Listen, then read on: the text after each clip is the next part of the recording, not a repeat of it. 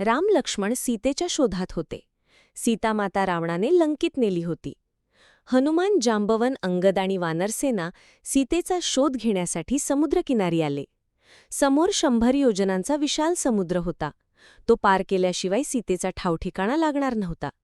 सगळे वानर म्हणाले, "मी इतकं उडी मारू शकतो, मी इतकंच जाऊ शकतो, पण 100 योजनांचा समुद्र कोणी पार करू शकेल का?"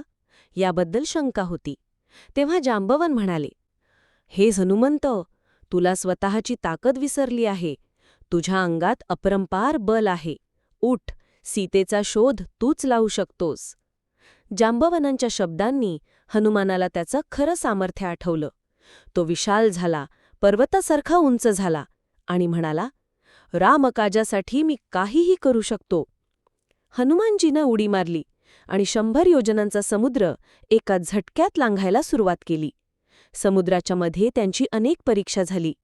सुरसा राक्षसी समोर आली. तिने हनुमानाला गिळण्याचा प्रयत्न केला.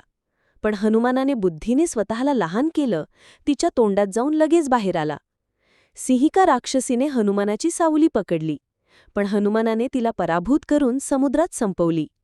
अशा परीक्षा पार करत करत हनुमान शेवटी लंकेत पोहोचले. तेथे त्यांनी अशोकवाटिकेत माता सीतेला शोधलं, तिला रामाची अंगठी दिली आणि धीर दिला. "राम लवकरच तुला परत नेतील ताई,"